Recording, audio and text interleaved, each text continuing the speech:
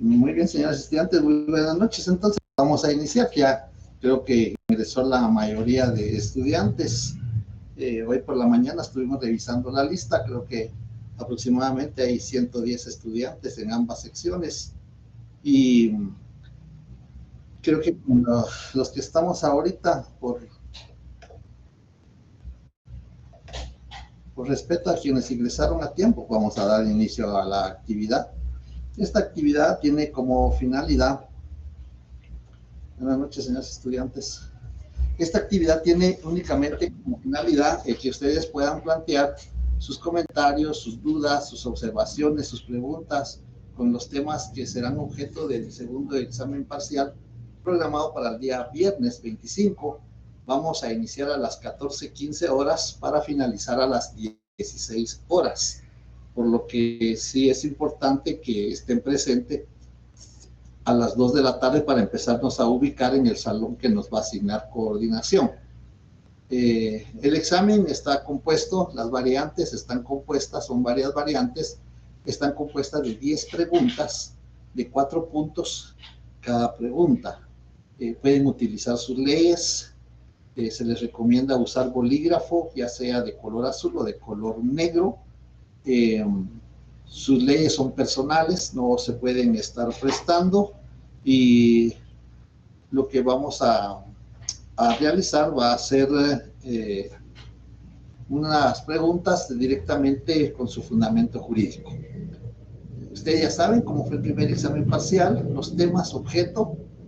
Hay una pregunta que no tiene fundamento porque es doctrinaria, alguna definición que podemos incluir dentro de las preguntas, pero la mayoría, diría que de las 10, 9 tienen que tener su fundamento jurídico. Aparte de eso, cuando decimos cite, pues, por ejemplo, si se le dijera cite los cursos que usted recibe en el 7º semestre, pues únicamente van a decir procesal civil, derecho notarial, pues, derecho del trabajo, creo que reciben, y únicamente citar, y con su fundamento jurídico donde está regulado. Si decimos cite 3, ese tema no es objeto de examen, pero es como ejemplo. Cite 3 principios del derecho notarial y explique el primero. El primero que ustedes consignen, por supuesto. Ustedes sabrán cuál es el que dominan mejor y cuál es el que van a consignar de primero para poderlo explicar de la mejor manera. Entonces, esa es más o menos el formato que tiene.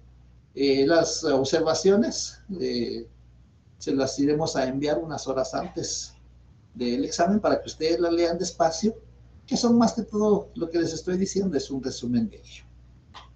No podemos tachar, no podemos borrar, no podemos utilizar lápiz, únicamente bolígrafo, lapicero, color azul o color negro. Eso es lo que vamos a hacer. Y en esta actividad yo estoy permitiéndome plantear estos comentarios mientras ustedes empiezan a formular sus preguntas y sus dudas. He contestado algunas, ya le doy la palabra a Daniel. He contestado algunas que me han enviado al correo y pues tal vez un poco tarde, pero he revisado cada noche si tengo correos de ustedes y los que he recibido, pues los he podido responder. Le escucho, Daniel, creo que se llama el estudiante que pidió la palabra. Gracias, licenciado. Justamente la compañera Jennifer comentó de que justamente es una duda que tenemos varios, que según como para usted o la manera en que usted califica, como cuál sería un ejemplo de lo que es citar y fundamentar para ustedes, que ahí creo que tenemos muchas dudas algunos entre la diferencia, o si es como parecido, o mejor que usted nos explique la diferencia entre citar y fundamentar. Por ejemplo, yo le podría preguntar, cite las clases de fe pública estudiadas en el curso, ya sea virtual o presencial. Cite las clases de fe pública estudiadas en el curso, con su respectivo fundamento jurídico. Entonces usted me va a responder, fe pública registral, lo vimos en el 30 o 33 de una regulación jurídica de la ley del Registro Nacional de las Zonas. Fe pública judicial, lo vimos en el 173 de la ley del organismo judicial. Fe pública notarial está en el 1 del Código de Notariado. Fe pública administrativa, pues está en el 186 del Código Procesal Civil y Mercantil. Esa es la forma de citar. Citó las clases de fe pública y a la par o a continuación de cada una consignó su fundamento jurídico. Eso es citar y fundamentarse. Muchas gracias, licenciado. Muy bien. Vean, esto es muy importante, porque como les he dicho siempre, somos un equipo y el día viernes salimos a demostrar lo que hemos captado, lo que hemos comprendido del curso. Y la idea de hoy es que ustedes planteen esas preguntas, esas dudas, esos comentarios, esas observaciones. Si ya no tiene más pregunta, Daniel, para darle la pregunta a Alejandra. De momento, esa, licenciado, gracias. De acuerdo, Daniel. Alejandra. Buenas noches, licenciado. Buenas noches. Sí, yo salí exactamente. Lic, solo una consulta si entendí bien lo que es citar y fundamentar. Citar es en la ley y fundamentar el artículo donde se encuentra la información. Citar es lo que se le está preguntando, ¿no? El ejemplo que me permití exponerle a Daniel es: cite las clases de fe pública estudiadas en el curso. Ajá. ¿Qué vamos a citar? Fe pública notarial, fe pública administrativa, fe pública judicial, fe pública registral. Y a la par de cada una con su fundamento jurídico. Fe pública notarial, a la par, artículo 1, CN o Código del Notariado. Fe pública registral, parece que es el 1235, 1236 del Código Civil. Fe pública judicial, 173 de la Ley del Organismo Judicial. Fe pública administrativa, 186 del Código Procesal Civil y Mercantil. Eso es citar y fundamentar. Ah, ok. Muchas gracias. Muy bien. De nuevo, Daniel, ¿le escucho? Gracias, licenciado, perdone. Ahorita que justamente... para esto es la reunión.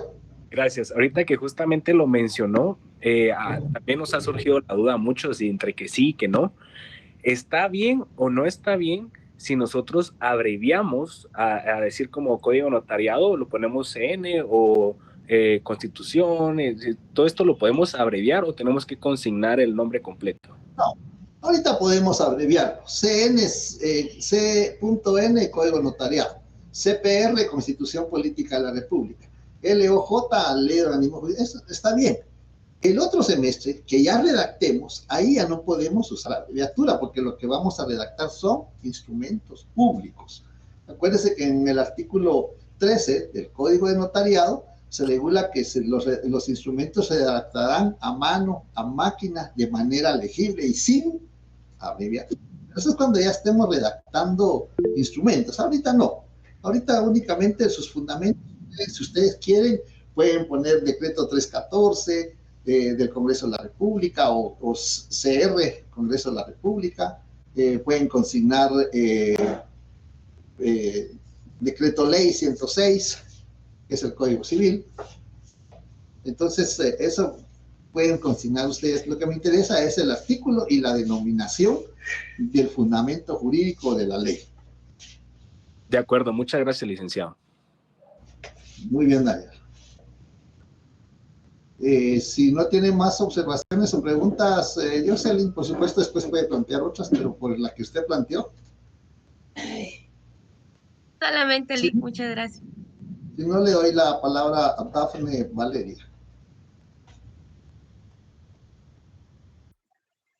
Buenas noches, licenciado. Yo tengo un par de dudas. La primera es en cuanto al papel sellado de menor valor, cuando nos mencionan esta frase en el Código de Notariado, que ya sabemos que no está bien denominada por puesto que lo regula el artículo 35 y el 33, numeral 10. Mi pregunta con respecto a esto es si es correcto usar hoja de papel tipo papel bond o solo papel simple.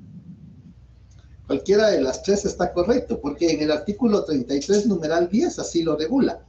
Lo que sucede es que en el Código de Notariado, me recuerdo que les envié una presentación de los impuestos que están regulados en el Código de Notariado, y vamos a encontrar los timbres fiscales que están en el artículo 67 del Código de Notariado, el papel sellado especial para protocolo, que se encuentra regulado en los artículos 8 y 9 del Código de Notariado, y papel sellado, que está en distintos artículos, como en el 61, en el 61, en el 54, en el 67, se menciona el término papel sellado.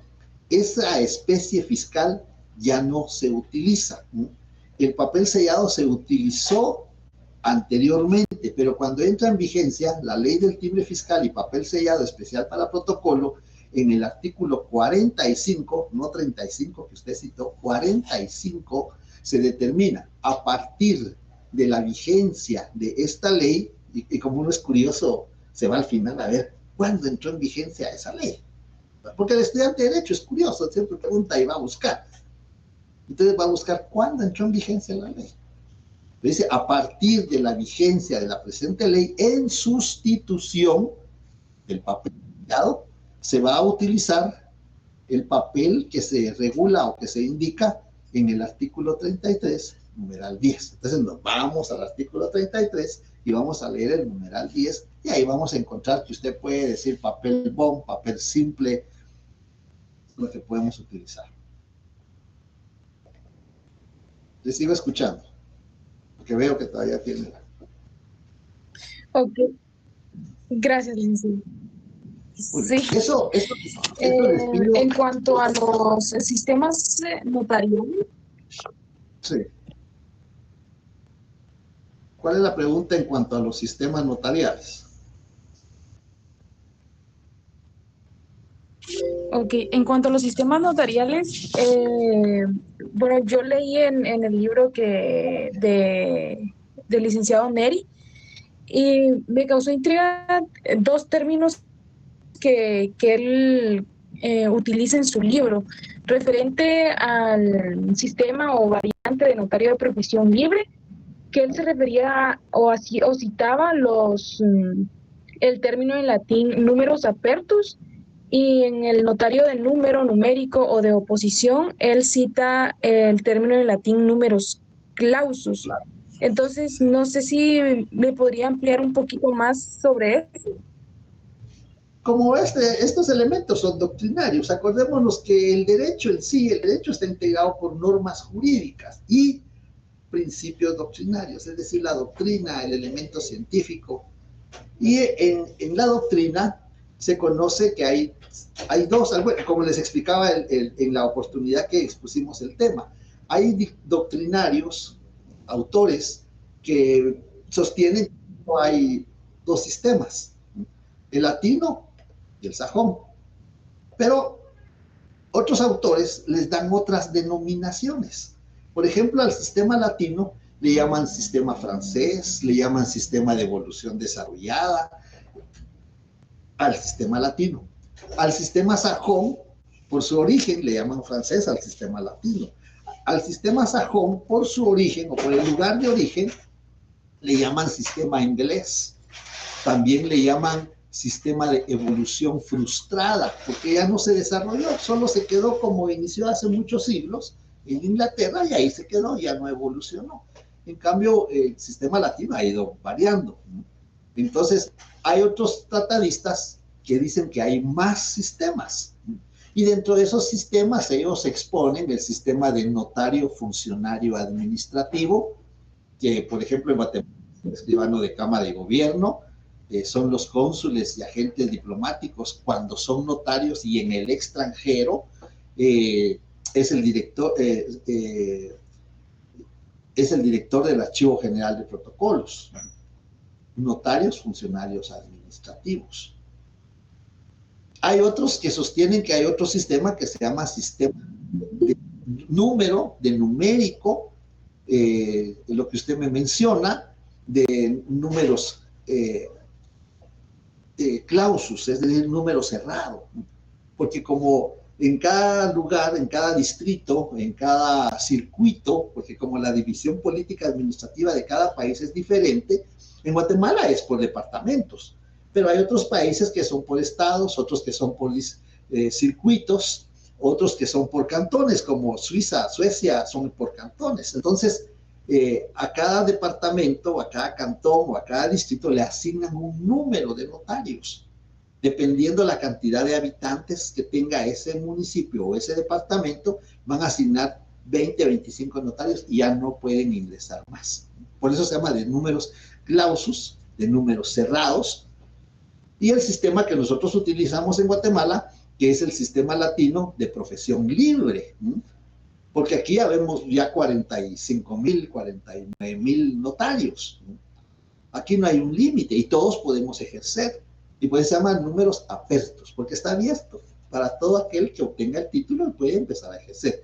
En cambio, en el de número, se llaman números clausus, porque no obstante que tienen el título, no pueden ejercer hasta que no aprueben el examen y que no saquen la convocatoria para ese examen y que, pues, falte uno de los notarios que habían nombrado. Por eso se denomina así.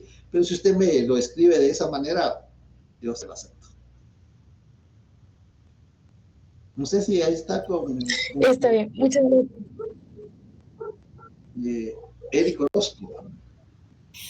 Buenas noches, licenciado. Disculpe, por ejemplo, para los fundamentos legales de, por ejemplo, la fe pública notarial, registral, administrativa, judicial y legislativa, ¿dónde lo podremos encontrar? Si yo vi en el libro y solo aparecen los conceptos, pero no tiene fundamento legal. Sí, es que los libros tienen los conceptos, las definiciones, pues, las denominaciones, pero nosotros en el curso sí exponemos los fundamentos. No sé si usted ingresó tarde a esta sesión, porque los acabo de mencionar al principio. Por ejemplo, la fe pública notarial, ¿dónde la encontramos? En el artículo 1 del Código Notarial. Usted cita fe pública notarial, artículo 1 del Código Notarial. Ese está citando y está fundamentando. Fe pública registral, me recuerdo que leímos el 33 de la ley del Registro Nacional de las Personas, y usted consigna fe pública registral 33, solo rectifica que sea ese, de la ley del Registro Nacional de las Personas. Fe pública judicial 173, 174 de la ley del organismo judicial. Fe pública administrativa 186 del Código Procesal Civil y Mercantil. Ahí está, citando, fundamentando.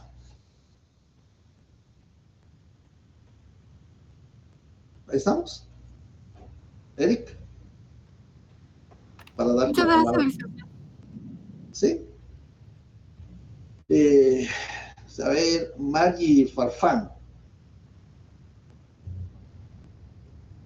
Buenas noches, licenciado. Yo tenía duda de cuál es la diferencia entre fe pública registral y fe pública administrativa. Bien, la fe pública en sí es una. La fe pública es una presunción de veracidad, que ciertos funcionarios han recibido esa facultad del Estado. Es aquella facultad, aquella cualidad que ciertos funcionarios tienen por delegación del Estado, porque la fe pública es del Estado. La fe pública registral es la que realizan, la que robustece los documentos extendidos por los distintos registradores. Por ejemplo, el registrador general de la propiedad, el registrador mercantil de la República, el registrador del registro civil, del Registro Nacional de las Personas, el registrador de mausoleos. Pues, esa es la fe pública registral, la que emana de los documentos, esa presunción de veracidad que emana de los documentos extendidos por los distintos registradores. La fe pública administrativa es la que surge, la que emana de los documentos extendidos por empleados o funcionarios públicos. ¿Qué documentos puede extender un funcionario público? Pues, por ejemplo, la licencia para conducir, su licencia para conducir, la carencia de antecedentes policiales, penales, la carencia de bienes expedida por el la Dirección de Catastro y Avalúo de Bienes Inmuebles, de Finanzas. Esas son fe pública administrativa, porque están extendidos por funcionarios o por empleados públicos. Su certificación de cursos de la facultad está entendida por el secretario de la facultad, que es un funcionario, porque ha sido nombrado por la junta directiva. Entonces es un funcionario público. Este es un documento que tiene fe pública administrativa. No sé si con esos ejemplos logramos determinar la Gracias, diferencia. licenciada. Lo que pasa es que yo había confundido un poco ambos conceptos porque, por ejemplo, el registro de las personas entendía yo que pertenecía a la administración pública, entonces más o menos por ahí como que lo confundía, como que no sé si me entiende.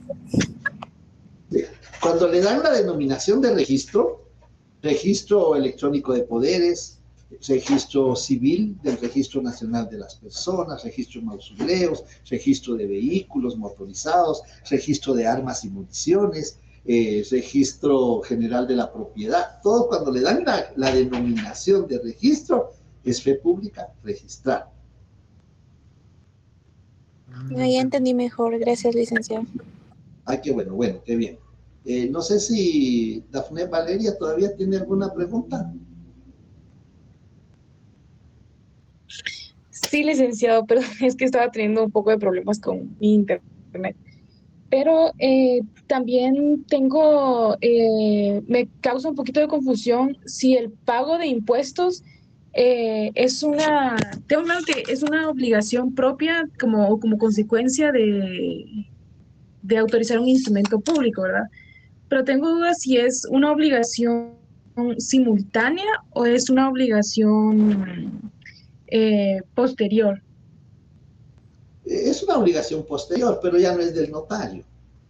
El notario, la obligación que tiene al autorizar un instrumento público es advertirle a los otorgantes que deben de pagar el impuesto. ¿Quién de los otorgantes paga el impuesto?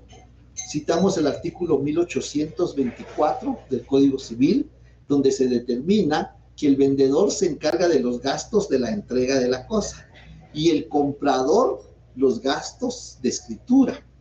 Y cuando hablamos, hicimos la pregunta, pero ¿cuáles son los gastos de escritura?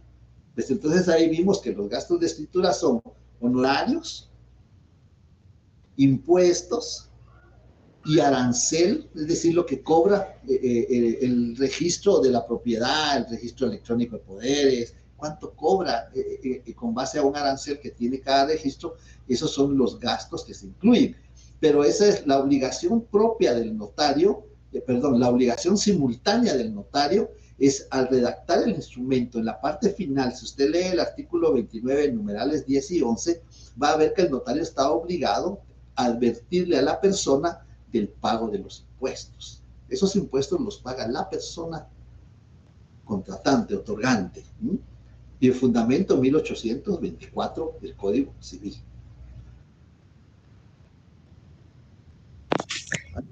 Ya me queda más claro, licenciado. Ahora tengo otro Recuerdo que usted nos había mencionado que teníamos que tener cuidado con los numerales del artículo 29, puesto que son requisitos de forma no esenciales, y con los requisitos del artículo 31, que son requisitos de forma esenciales. Nos decía, bueno, usted nos recomendaba que escribiéramos los numerales del artículo 29 y del artículo 31 para ver la diferencia. Yo realicé ese ejercicio y, bueno, no sé si realicé bien el análisis, pero los 6 numerales que contienen el artículo 31, los encontré en el artículo 29. Mire, pues, atendiendo a que usted fue minuciosa, solo le voy a poner un ejemplo para que veamos ese tema. Por ejemplo, en el artículo 29, en el numeral 1, el número de orden, lugar, día, mes y año del otorgamiento. Ahora veamos qué dice el 1 del 31. El 1 del 31, lugar y fecha. ¿Y el número de orden? No está. Entonces, aparentemente parecieran los mismos, pero no. Un requisito esencial es, de conformidad con el artículo 31, numeral 1, el lugar y la fecha. No esencial, el número de orden. Ahí se da cuenta. Por eso yo les decía que hicieran ese ejercicio y tachar. Entonces ustedes tachan número de orden. ¿Y qué les va a quedar? Lugar y fecha. Entonces, ¿cuál es lo esencial? Lugar y fecha. ¿Se da cuenta? Por eso yo les recomendé que hicieran ese ejercicio. Y así sucesivamente en los otros numerales se van a dar cuenta que pareciera que son los mismos, pero no. Por eso yo me permití recomendarles hacer ese ejercicio. Y es lo mejor hacer ese ejercicio y yo la felicito que usted dice que lo hizo. ¿Ahora sí ya me comprendió? Está bien. Sí, licenciado, ahora sí ¿Sí? ya sé. Gracias. Hasta ahí, vamos. Si no, después le puedo dar la palabra porque Jennifer Yesenia está en espera también. Muy bien. Sí, Jennifer Yesenia. Buenas noches, Lick. Sí, yo ahorita me surgió una duda antes de plantearle mi duda, bien, con respecto a lo que usted le respondió a Dafne, porque usted nos había dicho que esto de el pago de impuestos es parte de la función notarial del notario, porque muchas de las veces las personas, los clientes del notario, no saben a dónde tienen que ir o cuáles son los registros. Entonces, ¿cómo sería ahí? Porque le respondí una cosa a ella, pero anteriormente había dicho usted otra, entonces, ¿cómo quedaría? Lo que tenemos que hacer es, ¿se acuerda cuando, miren, muy importante, por eso es que el derecho notarial es la base, es el cimiento, porque en el otro semestre vamos a redactar, ya tenemos que tener todos estos conceptos. El pago de los impuestos, eso que usted me está mencionando es cuando mencionamos la finalidad de la función notarial. La finalidad de la función notarial es la seguridad, es el valor y es la permanencia. Cuando vimos el valor, yo les expliqué qué clase de valor y explicamos que tiene distintas clases de valor. Tiene valor probatorio. ¿Por qué tiene valor probatorio? Porque el artículo 186 del Código Procesal Civil y Mercantil determina que produce fe y hace plena prueba. Ahí está el valor probatorio. Vimos también el valor económico, vimos también el valor formal. ¿Por qué tiene valor formal? Porque debe de cumplir con ciertas formalidades que son esenciales, no esenciales y especiales, que las explicamos dentro del desarrollo de los temas, porque va muy relacionado con lo que preguntó Dafne. Requisitos esenciales en el 31, no esenciales en el 29, especiales en el 42 y en el 44 del Código 2 del Código de Notariado. Entonces, por eso tal vez usted se confunde, porque el valor económico es, el otro valor que tiene la función notarial es el económico. Citamos, ¿por qué tiene valor económico? Tiene valor económico porque genera gastos.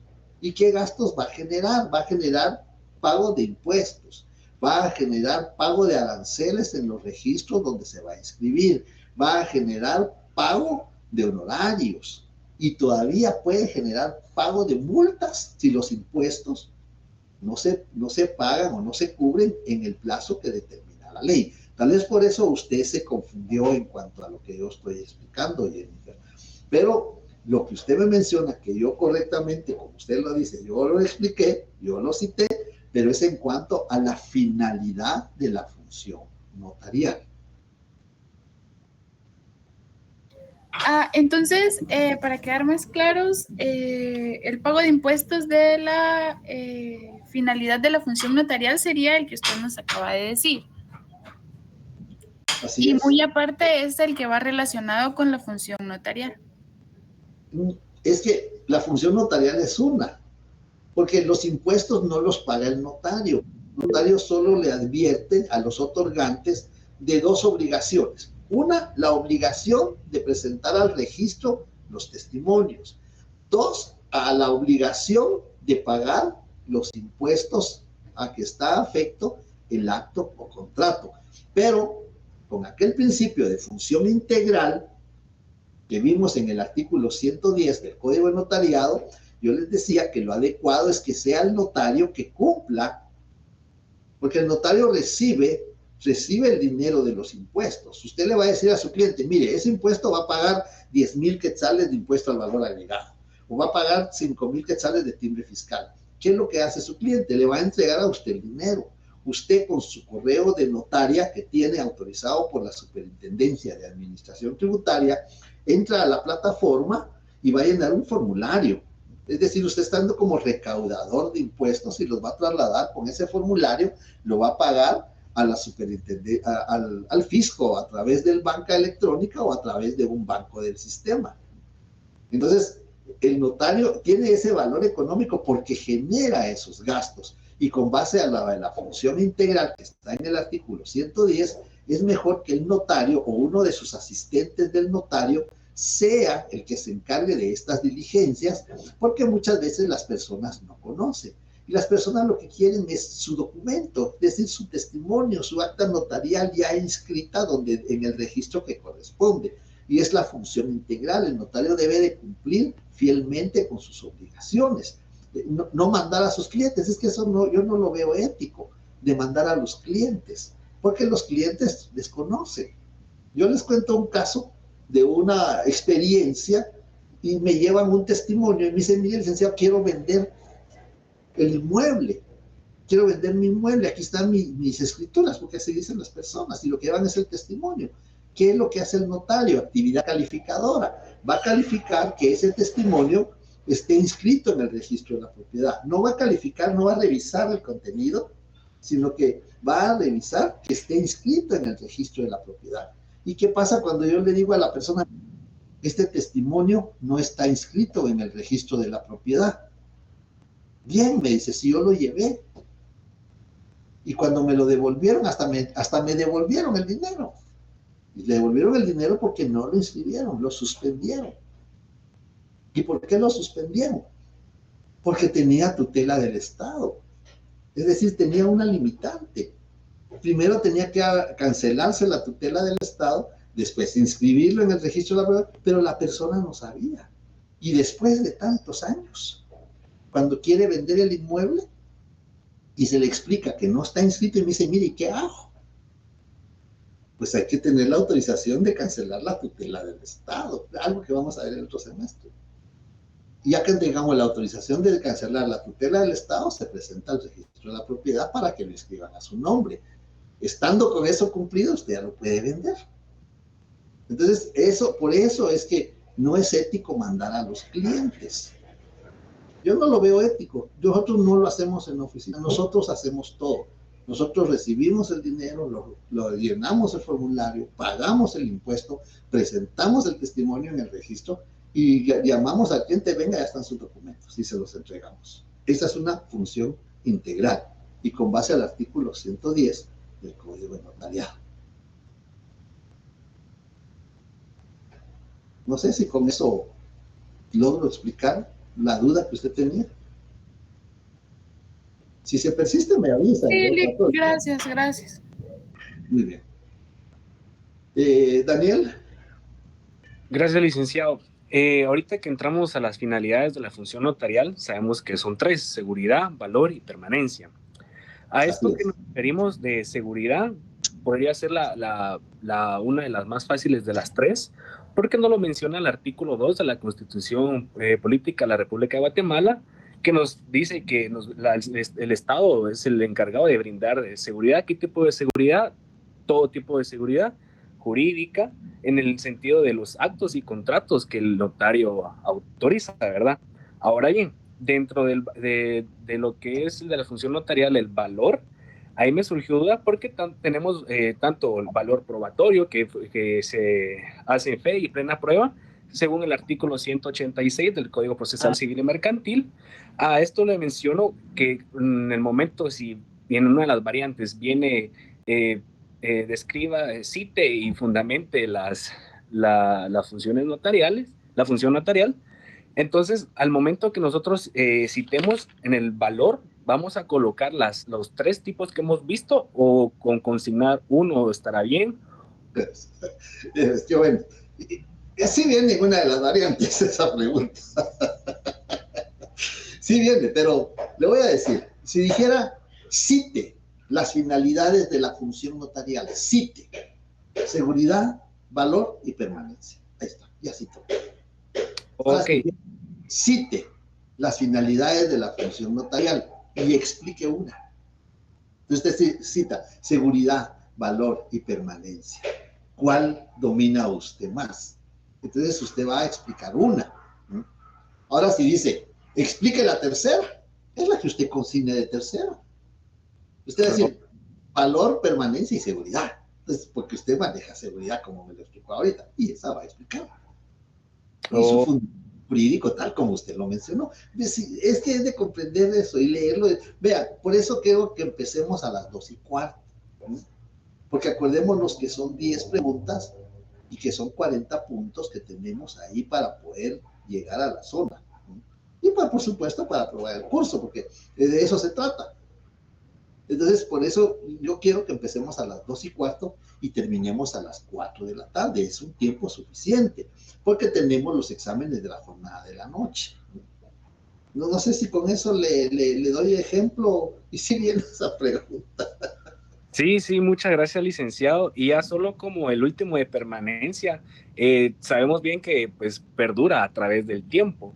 Y entonces al fundamento de la permanencia nos había mencionado usted, solo para verificar si estoy en lo correcto, tanto el artículo 8 y 9 que están regulados los 3 instrumentos públicos, también nos había dicho el 962 del Código Civil, también a lo que es el artículo 19 del Código Notariado, ya que es... Ahí en el 19 está la permanencia. Acuérdense que hay 2 clases de permanencia, la inmediata y la mediata.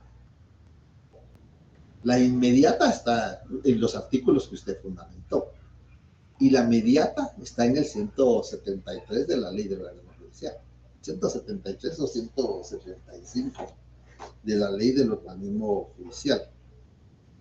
No, perdón, 177.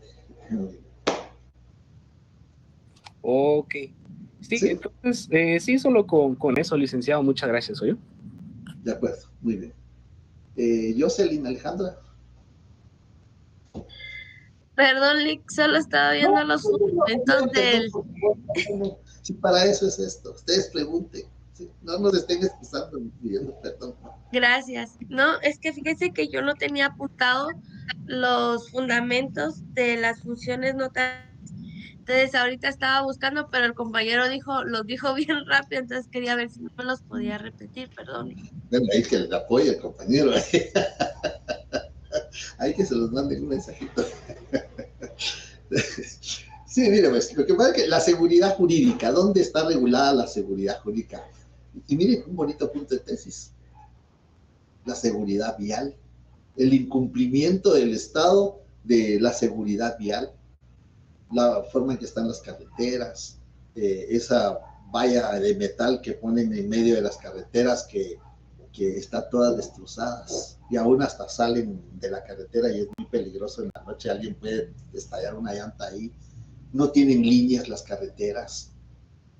Miren, hay bonitos puntos de tesis y que son realmente problemas en los que se puede aportar algo. La seguridad vial, como les decía, hay muchas clases de seguridad, pero como lo decía justamente Daniel, a nosotros nos corresponde garantizar la seguridad jurídica de los actos o contratos que autorizamos, ¿verdad? Sí, Lick. Bien, vamos a ver, Marjorie. Hola, Lick, buenas noches. Hola, Marjorie, buenas noches. Lick, ¿podría extenderse un poquito en lo que es el testimonio especial? Sí entiendo que el primer testimonio es el que se le hace a los participantes de las advertencias del acto que pueden tener. ¿Es así? ¿O estoy yo confundida? No, está bien, está bien. Lo que pasa es de que este es un tema de notariado 2, pero le voy a explicar algo para que tengamos un avance. El testimonio de conformidad con el artículo 66 del Código de Notariado es una copia fiel de la escritura matriz. ¿Cuál es la escritura matriz? La que está en el protocolo. Esa es la escritura matriz. Y el testimonio es una copia fiel de la escritura matriz. Los testimonios, como ya vimos que esa es la definición, es una copia fiel de la escritura matriz. Por supuesto que también del acta de protocolación, de la toma de razón de legalización de firma, de la transcripción del acta notarial que autoriza el testamento cerrado. En resumen, el testimonio es una copia fiel de los instrumentos que el notario autoriza en el registro notarial. Así se llama también el protocolo. Los testimonios se clasifican en dos grupos.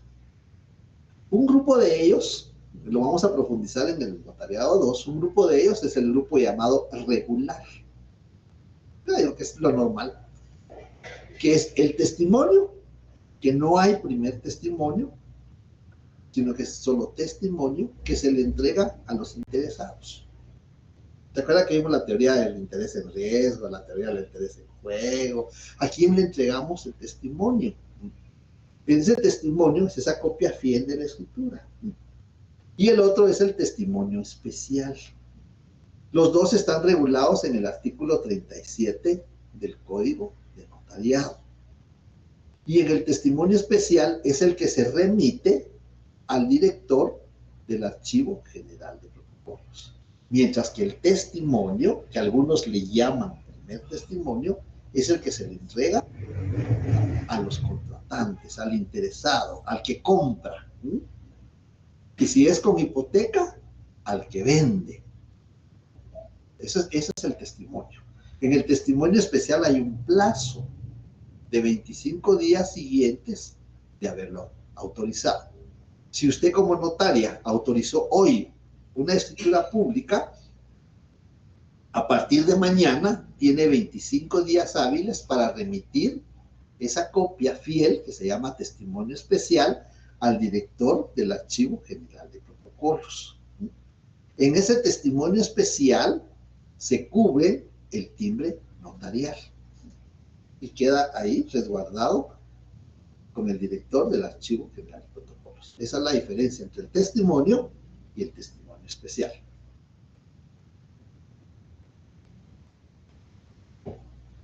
Ok, gracias, licenciado.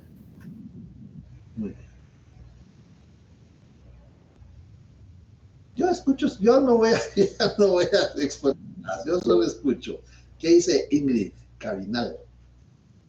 Buenas noches, licenciado. Fíjese que en una de las clases vimos las obligaciones derivadas de haber autorizado un instrumento público, en los cuales se clasificaban 3 categorías: las obligaciones previas, las simultáneas y las posteriores. Nos dio ejemplos de las obligaciones previas, mas no tengo ejemplos de las simultáneas y las posteriores. ¿Sería tan amable de darnos ejemplos? Las obligaciones simultáneas es cuando el notario está redactando el instrumento público. Yo así me recuerdo que cité un ejemplo. En el artículo 5 del Código del Código Civil se regula una escritura que el artículo no le denomina así, pero en la jerga, en el ámbito notarial, se le ha denominado identificación de persona. También se le ha denominado identificación de nombre. Cuando una persona constante y públicamente utilice un nombre propio distinto, un nombre incompleto, o que haya omitido uno de sus apellidos. Son 3 circunstancias en que procede esta clase de escritura. Y yo por eso les he pedido, por favor, que consignen aquí en el classroom su nombre completo, porque hay que utilizar el nombre completo. En ese artículo se regula que es bajo juramento. Entonces, una obligación simultánea, cuando el notario está redactando, va a consignar, el infrascrito notario procede a juramentar a la persona fulana, con el nombre, para que se manifieste con la verdad. Quien expresa que lo hará así. El infrascrito notario le advierte de las penas relativas al delito de perjurio. El notario le va a explicar El notario, como por ser un funcionario público, si ya está declarando bajo juramento, y si lo que declarare no fuere verdadero, ella va a incurrir, la persona va a incurrir en un delito de perjurio. Esa es una obligación simultánea. Cuando el notario le está juramentando y cuando el notario le está advirtiendo que si lo que manifieste no es cierto, pues incurre en el delito de perjurio. Otra obligación simultánea es la que está regulada en el artículo 30 del Código de Notariado. Por advertencia que le hace el infrascrito notario, el vendedor manifiesta que sobre el bien que vende no pesan gravámenes ni limitaciones que pueda afectar los derechos del otro otorgante y que está enterado de las responsabilidades en que incurre si así no lo fuere. Usted lee el artículo 30, ahí está. Esas son obligaciones simultáneas, porque lo está haciendo al momento que está redactando el instrumento público. Y un tercer ejemplo es cuando va a transcribir en la escritura una resolución de carácter administrativo o de carácter judicial, porque en el artículo 29 del Código de Notariado vamos a encontrar en el numeral 9 la transcripción de las actuaciones ordenadas por la ley o que a juicio del notario sean pertinentes. Y le cité un ejemplo del artículo 324 del Código Procesal Civil y Mercantil. Es decir, cuando el notario va a transcribir una resolución de carácter administrativo o de carácter judicial, en el instrumento público es una obligación simultánea. Ahí le cité 3 ejemplos claros. Gracias, licenciado.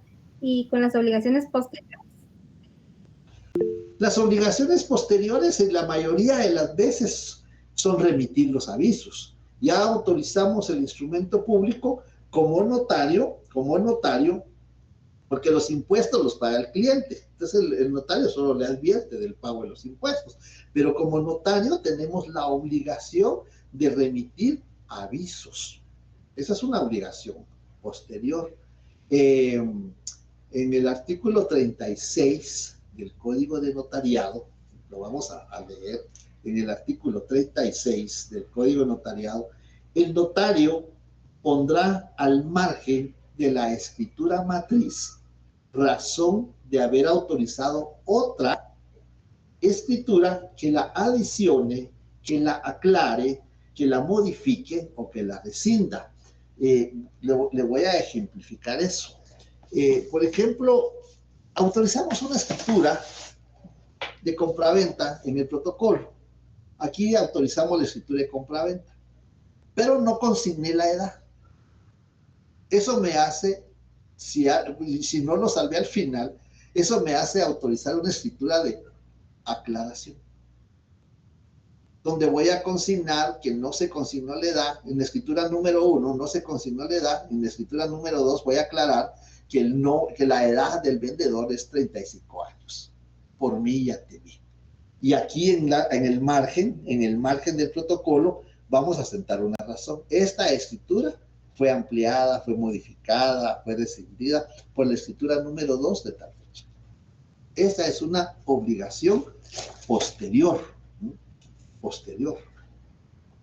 En ese mismo artículo 36 del Código de Notariado determina y también razonará los títulos y documentos que tenga a la vista.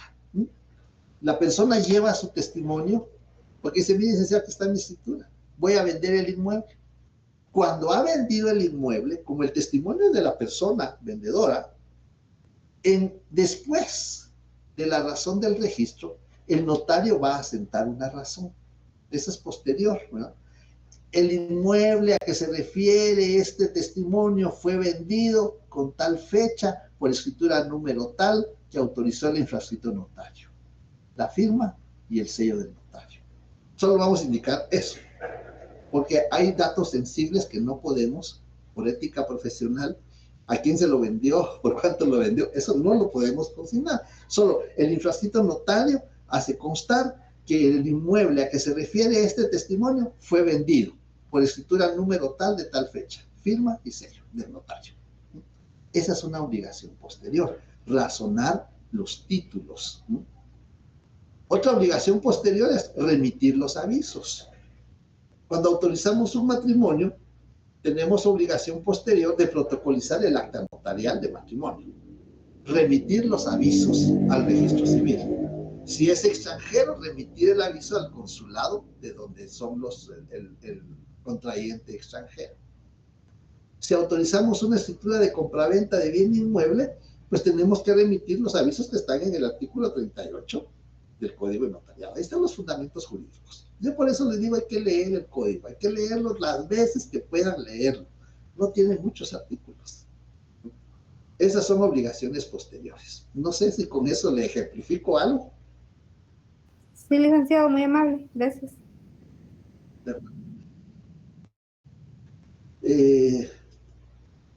Susan, perdón. Sí, licenciado, disculpe una pregunta. Buenas noches. Le escucho, Susan. Buenas noches, Susan. Le escucho. En el artículo 14, disculpe, en el artículo 14 usted mencionó de que para cómo enmendar el código de notariado, cómo enmendar los errores. Mencionó que habían 3, que era adición entre reglonadura y testado, ¿verdad? Y testado. Y en la ley de timbre fiscal y papel sellado, en el artículo 5, usted mencionó que habían 2, el excedido, pero ya no logré escuchar el otro, disculpe. Pero no es en la ley, es en el reglamento, ¿sí? Muy bien. Porque si usted me consigna la ley, la respuesta está mala, porque no es ese. Si leemos el artículo 5 de la ley, es diferente. Es en el reglamento. Muy bien. En el artículo 14 del Código de Notariado, tenemos que para enmendar esos errores, tenemos las adiciones. Las adiciones son las que van en el primer reglón. En el primer reglón, las adiciones. Si consignamos 1, en la ciudad de Guatemala, abril 2025. Ciudad de Guatemala, abril 2025. Pues no está la fecha. Entonces, arriba, en la ciudad de Guatemala, arriba, adicionado, 20, oye, es que se me olvidó la fecha, estoy concentrado. 23, licenciado. 23, ¿no? Y como ya está 23 de abril, ya está abajo de abril de 2025. Este es un adicional. Está en el reglón número 1 o lo que está en el reglón número 50. Esos son adicionados. Lo que está en los demás reglones es entrereglonado.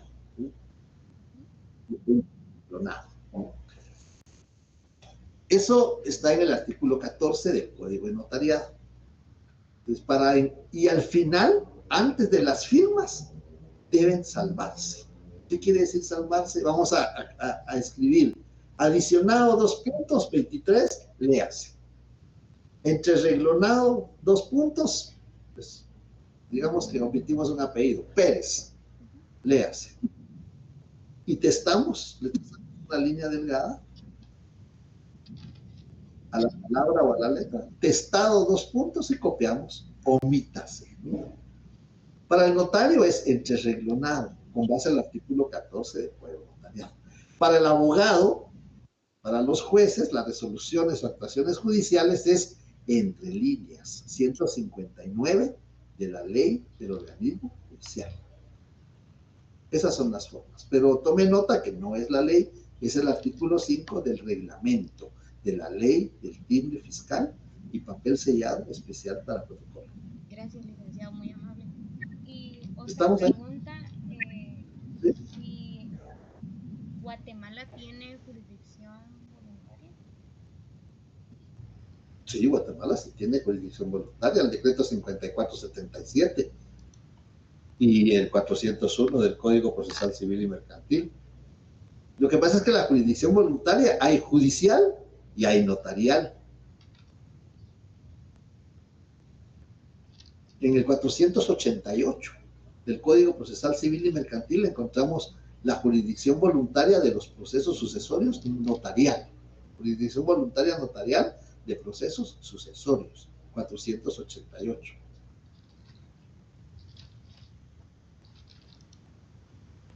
Esta pregunta, ¿qué es esta pregunta, Susan? ¿A qué se debe esta pregunta de la jurisdicción voluntaria? Fíjese que cuando usted mencionó sobre la definición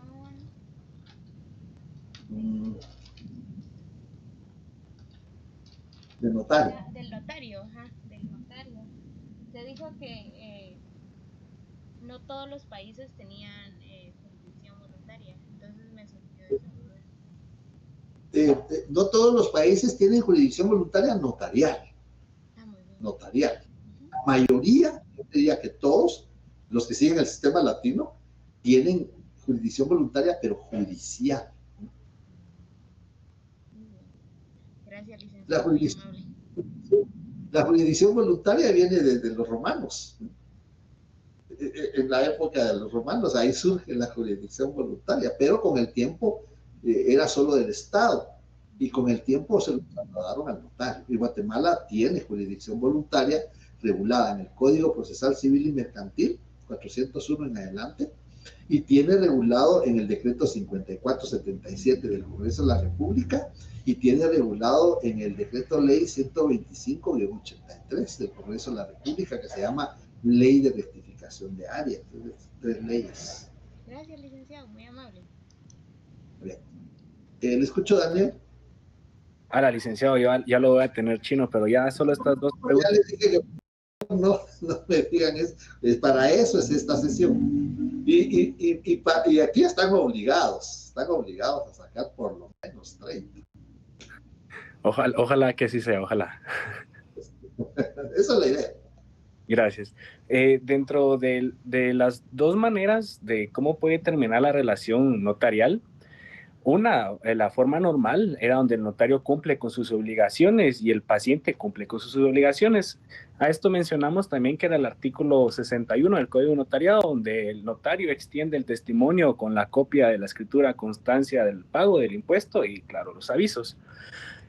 También había mencionado el artículo 2033 del Código Civil, donde el profesional está obligado a prestar sus servicios con dedicación y diligencia, y estas pues, son las maneras o sea, básicamente el artículo 61 es donde finaliza de forma normal.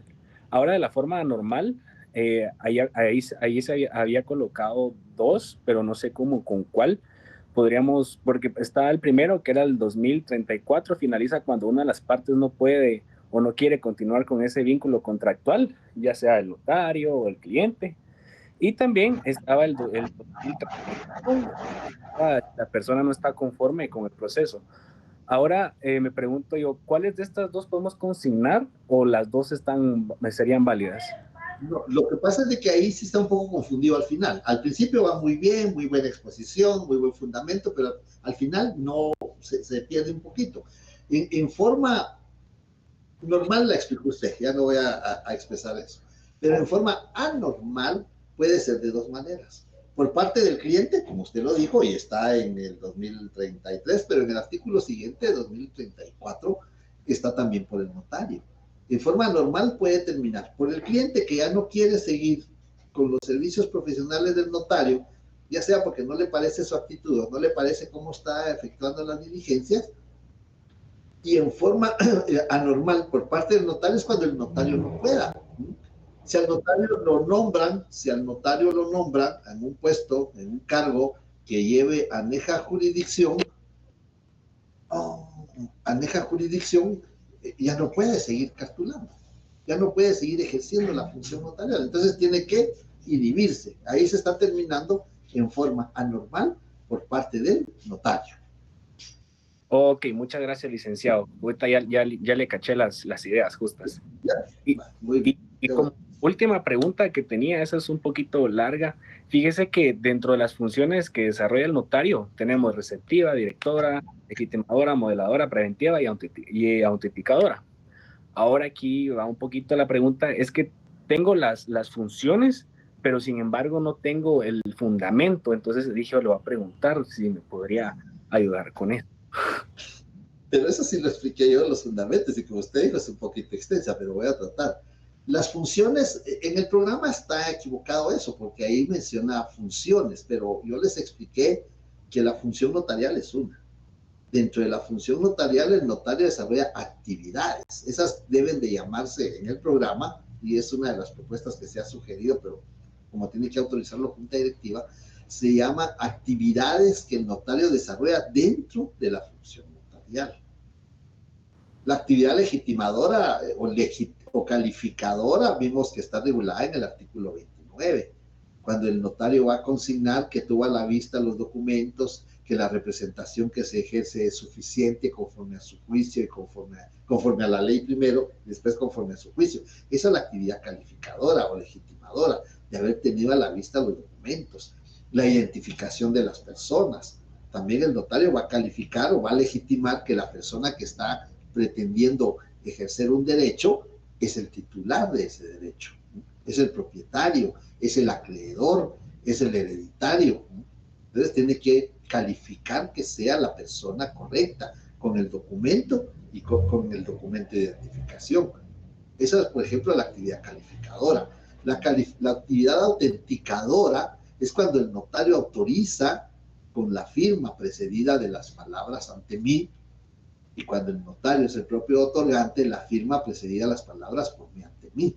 Esa es la actividad autenticadora, que está regulada en el artículo 29, numeral 12, y en el artículo 77, creo que es literal E, donde se regula que el notario no puede autorizar los instrumentos públicos antes de que hayan sido firmados por las partes. ¿Qué otra actividad tenemos? La autenticadora, la legitimadora.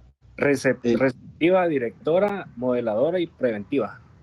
La preventiva está en el artículo 30, que por advertencia del infrascrito notario, el vendedor manifiesta que sobre el bien que vende no pesan gravámenes. Esa es una preventiva, le está previniendo. Y también en el numeral 10 me parece que le advierte de los efectos del acto o contrato, esas actividades preventivas. Pero sí me recuerdo que cité los artículos de cada una de ellas. No sé cuál otra. Solo nos hace falta la modeladora, directiva y receptiva. La modeladora solo. La modeladora está en el artículo 29, numeral 7 del Código de Notariado. En el artículo 29, el numeral 7, ahí encontramos la actividad modeladora. Es un numeral nada más, donde la relación fiel, concisa y clara del acto o contrato. Ahí está cuando lo están modelando de esa manera. ¿Cuál otra falta? Receptiva y directiva. La directiva la vamos a encontrar cuando el notario va a dirigir el acto o contrato. ¿Qué acto, qué contrato? Pero aquí el fundamento va a depender. Bueno, y qué buena su pregunta.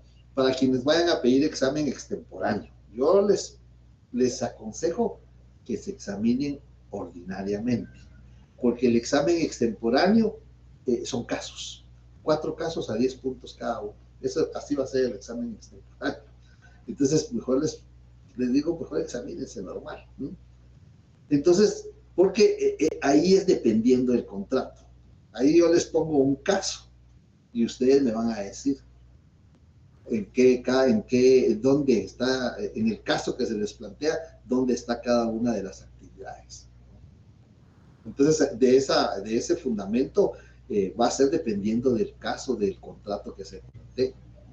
Eso lo vamos a ver detenidamente cuando estemos redactando instrumentos en el próximo semestre. Ok, y ya solo como ahora sí ya la última es la receptiva. Bueno, el artículo 1 del Código Notariado, para autorizar actos o contratos a requerimiento de parte o por disposición de ley. El requerimiento de parte. Okay. Ese sería. Muchas gracias, licenciado. Yo.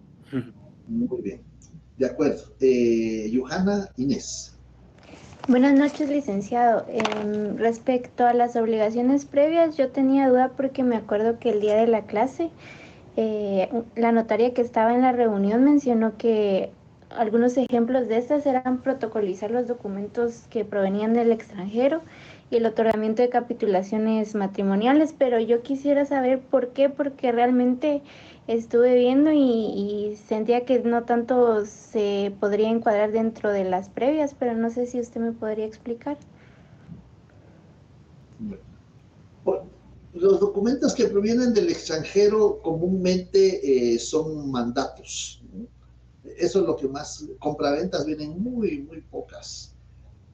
Diría que es un 2%, pero la mayoría de documentos que vienen del extranjero es mandato. El mandato es un contrato preparatorio.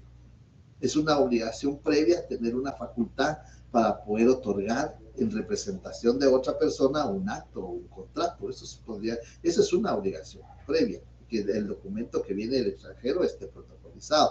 Ese es un tema del notariado 2, ejercicio del notariado en el extranjero, que vamos a ver en el próximo semestre.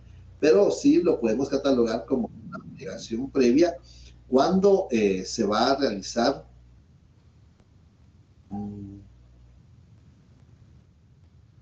alguien se está reportando como jueza, pero no sé si es por el curso que estén llevando o si de veras es una jueza.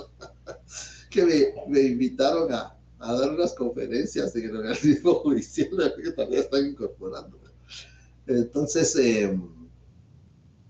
esa podría ser una obligación previa. Las obligaciones previas son las que el notario tiene que cumplir antes de redactar el instrumento. Por ejemplo, legitimar la calidad si es un representante legal, y tal vez ahí viene lo del documento proveniente del extranjero. Acreditar la propiedad también es otro, que la persona acredite que es propietario del bien, que se identifique la persona, ver que tenga las facultades, si es mandatario o si es representante legal de una persona jurídica, ver que tenga facultades para el acto o contrato que va a realizar. Esas son las obligaciones previas. También cuando se trata de un inmueble, pues muchas personas piensan que es solo de llegar a la oficina y empezar a redactar la escritura. No, aquí tenemos que hacer un estudio de la finca.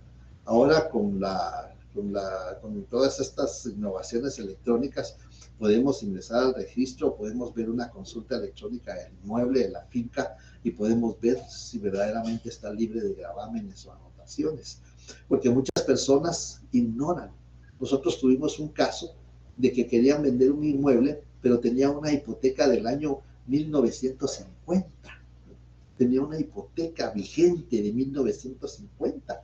Y la persona me dice, no, nosotros no tenemos ninguna hipoteca. Lo que pasa es que lo habían constituido en 1950, la hipoteca. Entonces, una obligación previa del notario es hacer el estudio del inmueble para garantizar esa frase de que no pesan gravámenes ni limitaciones, porque la persona lo va a decir, no, yo no sé qué paga hipoteca, pero la obligación del notario es la actividad preventiva, es hacer el estudio de la finca y ver y determinar si está. Esas son obligaciones previas, antes de realizar el instrumento público. No sé si con eso trato de ejemplificarle algo sobre las obligaciones previas. Sí, licenciado. Ahora bien, tenía otra duda respecto a los avisos, porque tengo entendido que hay avisos circunstanciados y avisos simples, pero no sé si me podrías explicar la diferencia. Un aviso simple es como el que está regulado en el artículo 37, escritura cancelada. Es un aviso simple. Señora director, ahora es un notario, ya cambiaron. Señor director del Archivo General de Protocolos, me permito avisarle que la escritura número 5 de fecha 10 de marzo del año en curso fue cancelada. Aviso simple. Un aviso circunstanciado es el que remitimos cuando autorizamos un matrimonio, porque un aviso circunstanciado va a tener todos los datos que le van a servir al registrador civil del Registro Nacional de las Personas para inscribir el matrimonio, el lugar donde fue autorizado el matrimonio, si fue en alguna residencia, si fue en la oficina, la hora en que fue autorizado el matrimonio. También los datos de los contrayentes. Eso lo vamos a ver en el próximo semestre cuando veamos el acta notarial de matrimonio, los datos de los contrayentes, todos los datos. Los 7 datos: nombre, edad, nacionalidad, domicilio, estado civil, ocupación, profesión, pero además cómo se identificó, con qué documento se identificó, además dónde está inscrita su nacimiento, en el número de partida, folio del libro o en el código único de identificación que tenga esté inscrito su nacimiento, además quiénes son los padres de los contrayentes, además qué capitulaciones o qué régimen económico adoptar. Ese es un aviso circunstanciado, porque vamos a remitirle al registrador civil del Registro Nacional de las Personas para que inscriba el matrimonio todos los datos concernientes a los contrayentes. Ese es un ejemplo de aviso circunstanciado. Y el aviso simple pues no tiene mayores datos. Muchas gracias, licenciado. Muy bien.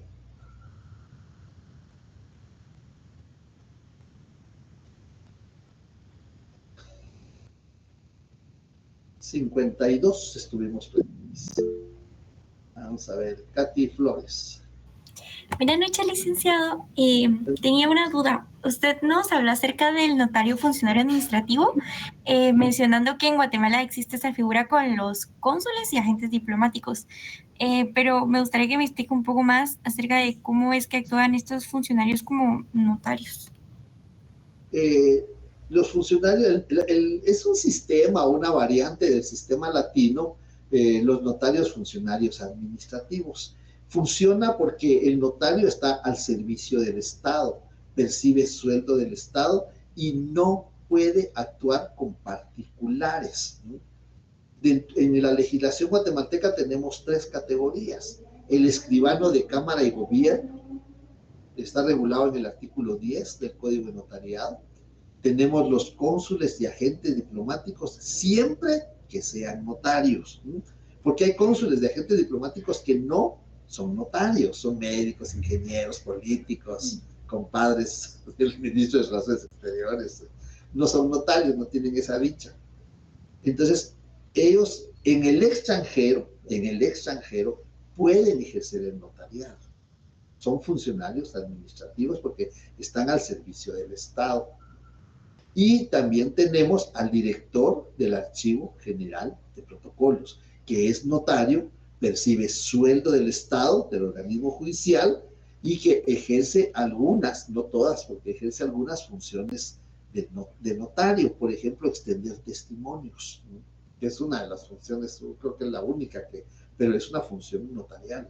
Entonces, ellos 3 están catalogados como notarios, funcionarios administrativos. ¿Por qué? Porque reciben sueldo del Estado, tienen un horario para estar prestando sus funciones, no pueden actuar con particulares, a excepción de los cónsules y agentes diplomáticos en el extranjero, sí pueden actuar con particulares, pero cuando vienen a Guatemala, si son que vienen de vacaciones o porque los llama el ministro o por cualquier circunstancia viene, no pueden actuar como notarios, solo en el extranjero, siempre que sean notarios. El fundamento lo tenemos en el artículo 10 del Código de Notariado y en el artículo 43 de la Ley del Organismo Judicial.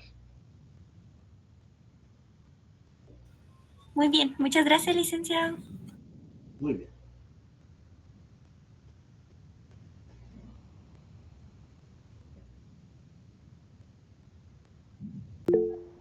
Daniel. Perdón, licenciado, gracias. Fíjese que tenía duda para complementarla. Las entes que pueden inhabilitar al notario son 3, que es la Corte Suprema de Justicia, el Colegio de Abogados y Notarios, y en caso de que sea condenado por alguno de los delitos mencionados en el artículo 4, ¿es verdad? Artículo 3, numeral 4. Ajá, 3, numeral 4.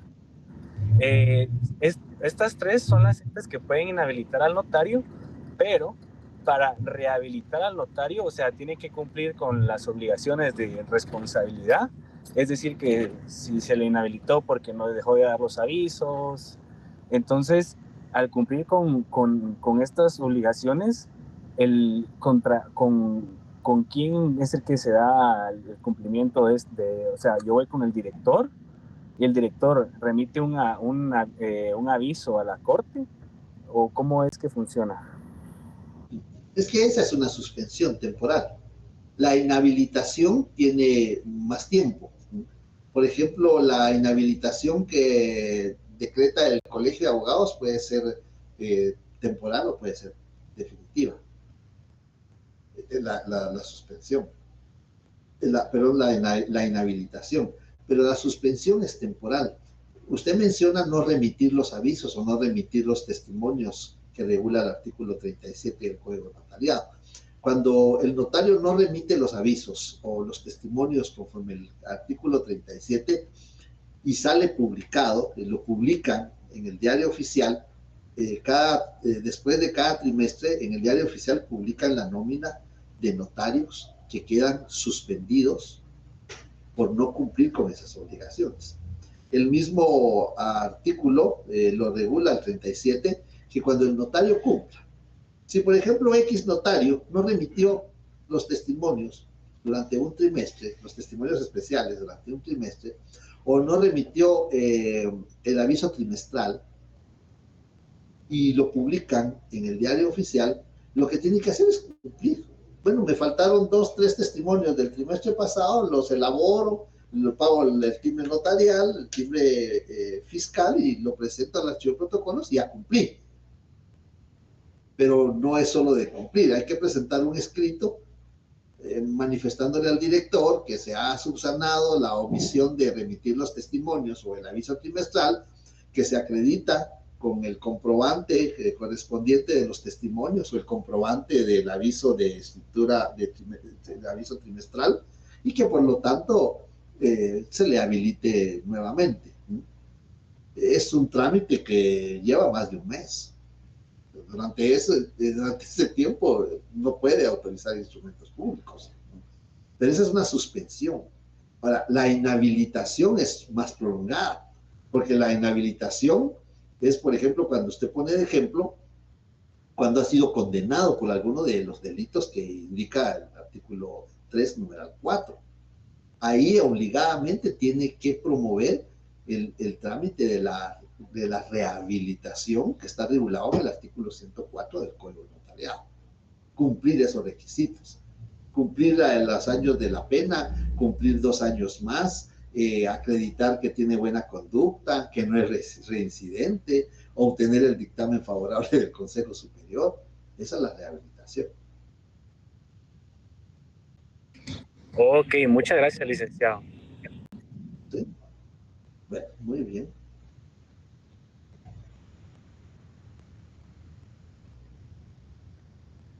Empezamos 7:30, 8:30, 1 hora, las 9, 1:30. Yo creo que con esto hemos ampliado bastante las dudas, solo como no fueron muchos los que participaron con preguntar, pero somos 51, incluyéndome a mí. Jocelyn. Solo una consulta. Para reportar a un notario que no está cumpliendo con las funciones, ¿cómo se hace? Para reportar a un notario que no cumple con las funciones, bueno, eso sería deontológicamente, sería ante el Tribunal de Honor del Colegio. Porque sí, lo que pasa es que mi pregunta es, ¿lo reporta la persona a la cual ellos están representando o lo puede hacer una persona ajena? Cuando se va a denunciar ante el Colegio de Abogados, ante el Tribunal de Honor del Colegio de Abogados, porque algún notario incumple con sus funciones desde el punto de vista ético, pues la persona afectada es la que va a plantear la queja, le llama el Código de Ética, va a plantear la queja ante el Tribunal de Honor del Colegio de Abogados. Ahora, cuando se va a denunciar al notario porque tiene un impedimento, es ante la Corte Suprema de Justicia.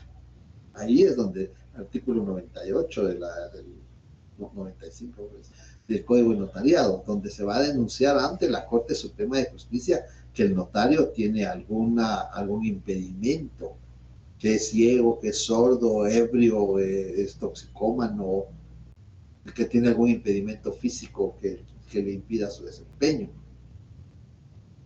Pero no sé a cuál de las dos va su pregunta. Es que estoy cerca de un notario, un abogado y notario, de las cuales está bebiendo mucho, solo pide los honorarios, pero no está ejerciendo su función de notario. Entonces no sabía si era la persona a quien yo le recomendé el notario o podía poner yo la denuncia. No, es la persona afectada. Acuérdense que el aspecto procesal hay legitimidad para ejercer la acción. Entonces, aquí, aunque es una gestión de carácter administrativo, tendría que ser la persona afectada que lo puede plantear la denuncia ante el Colegio de Abogados, el Tribunal de Honor del Colegio de Abogados, o ante la Corte Suprema de Justicia, dependiendo qué es lo que quiera. Si solo quiere como que le llamen la atención y que lo vean que tiene que cumplir con sus obligaciones, al Tribunal de Honor. Ahora, si quiere que lo inhabiliten por esa circunstancia que usted manifiesta ante la Corte Suprema. Ah, ok. Gracias. Muy bien. Sí, Eric. Licenciado, disculpe una pregunta sobre el protocolo. ¿El protocolo necesariamente se abre cada vez que inicia año o cada vez que el notario empieza a cartular y cuándo se cierra? De conformidad con el artículo 12 del Código de Notariado, el protocolo se abre cada año. Con el primer instrumento, en la primera hoja, en la primera línea, se abre cada año. Y se cierra el 31 de diciembre o antes, si el notario dejare de cartular. El 31 de diciembre es lo normal. Pero si el notario queda inhabilitado, si el notario lo nombran en un cargo público que percibe sueldo del Estado o de la municipalidad, o un cargo que lleva aneja jurisdicción, tiene que cerrarlo antes del 31 de diciembre.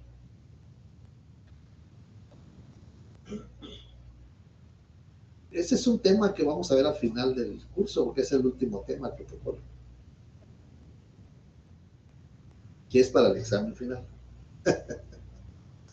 No sé si con eso ya hay con la inquietud de no, Eriges, para darle la palabra a Elmer.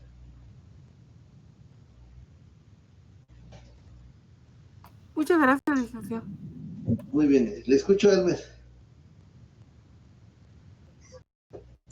Buenas noches, Lic. Buenas noches, Elmer. Con una pregunta, Lic, y compañeros.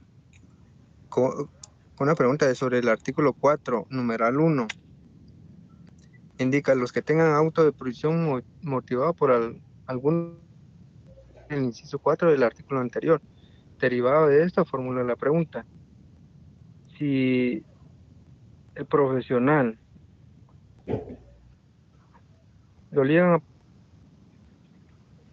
le decretan el auto de procesamiento, pero si le dan medida sustitutiva, derivado de esto, pregunto, ¿puede ejercer el notariado? No.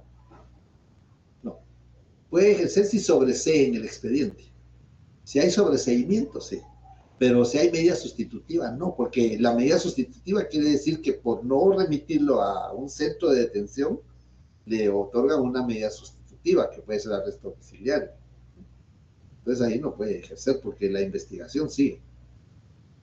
Aunque él esté con medida sustitutiva, la investigación sigue, entonces no puede ejercer el notariado.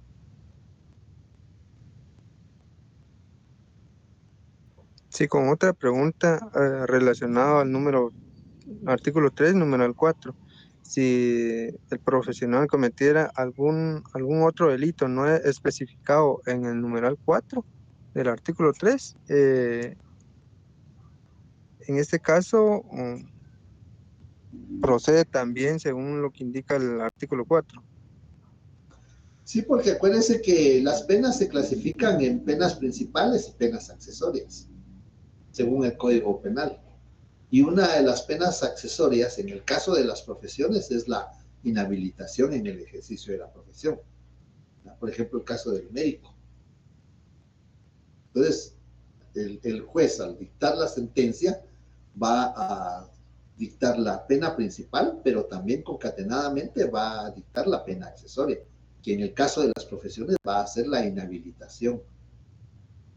Pues, temporal o definitiva. Porque hay otros delitos que no están en ese numeral, pero que sí tiene intervención el notario. Yo les cité algunos ejemplos. Sí, correcto.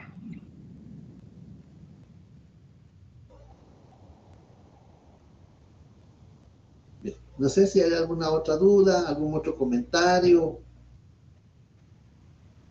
Mañana, mañana les voy a enviar las instrucciones para el examen y el día viernes, por favor, tratemos de estar a las 14 horas para ubicarnos en el salón que nos van a asignar y empezar a las 14:15 para poder concluir a las 16 horas si ustedes tengan tiempo suficiente.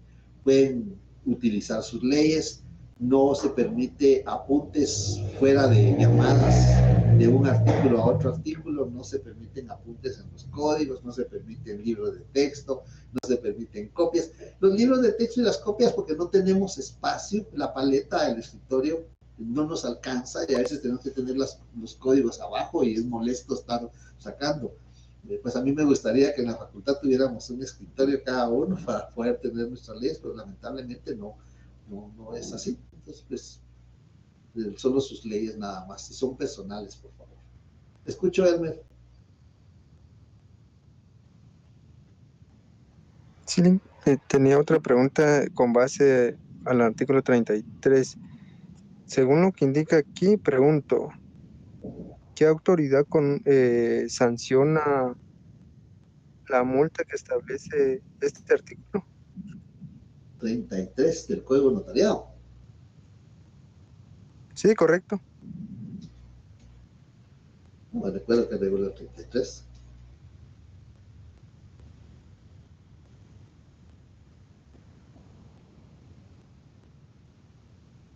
La omisión de las formalidades esenciales en los instrumentos públicos, dice, da acción a la parte interesada para demandar la nulidad siempre que se ejercite, pero aquí no hay sanción. Aquí lo que hay es una facultad que una persona interesada plantee la nulidad del instrumento público. ¿Se recuerda cuando hablamos de las clases de nulidad? Hay dos clases de nulidad, la nulidad de forma y la nulidad de fondo. La nulidad de fondo puede ser absoluta, puede ser relativa. Entonces la persona interesada, cuando hay nulidad de forma, porque el notario omitió uno de los requisitos esenciales, puede plantear un juicio ordinario de nulidad del instrumento público dentro de los 4 años que fue autorizado dicho instrumento público. Pero aquí no hay sanción. Aquí lo que hay es la facultad que la ley le otorga a la persona que se considere afectada de poder ejercer una acción de carácter civil a través de un juicio ordinario de nulidad de forma del instrumento público. Eso es lo que hay en el 33.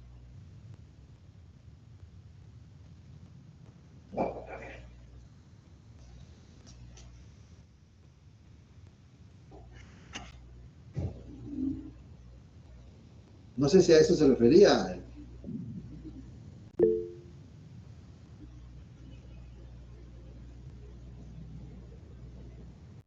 Elmer, ¿me escucha? Si no le doy la palabra. Sí, casi no escuché porque tengo problemas de señal. Ay, pero le voy a dar, sí, le voy a dar el uso de la palabra a la compañera que quiere preguntar. Sí, de acuerdo, gracias. Sí, Jocelyn. Disculpe, ¿hasta el día de mañana nos va a decir qué leyes son las que podemos llevar? Pues lo que ¿O no las es puede decir? el Código de Comercio, Constitución Política de la República, ley de organismo judicial, código procesal civil y mercantil, código civil, código notariado, código de ética profesional, ley de colegiación profesional obligatoria, ley del timbre fiscal y papel sellado especial para protocolo. Pues, de esos me recuerdo por el momento. Ok, muchas gracias, Lick. ¿Sí?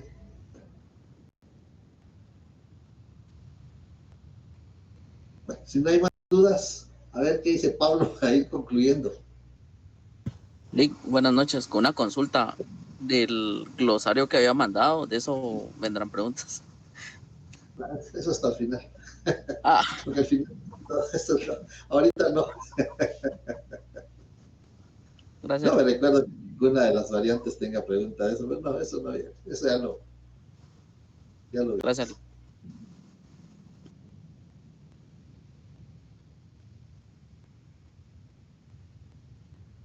Bueno, entonces, listos para el viernes.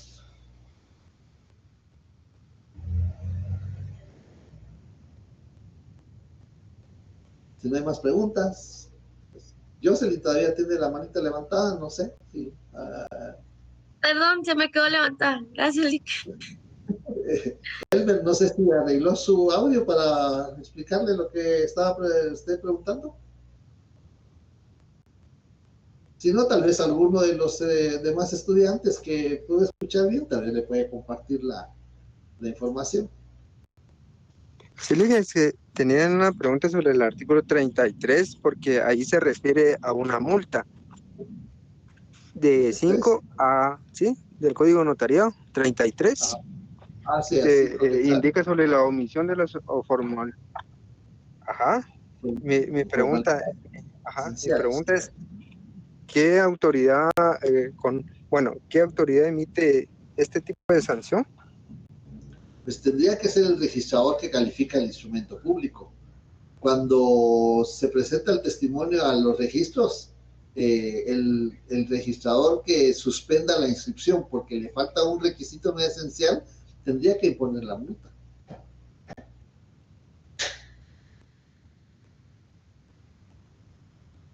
Y tendría que pagarse en la tesorería del organismo judicial.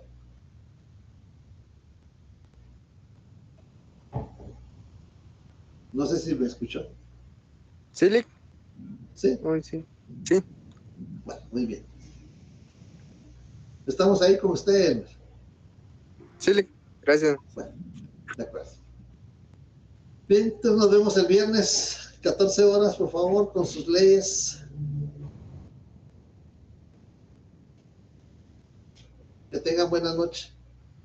Muchas gracias. Feliz noche, licenciado. Gracias, licenciado. Feliz noche. Feliz noche. Feliz noche, Lick.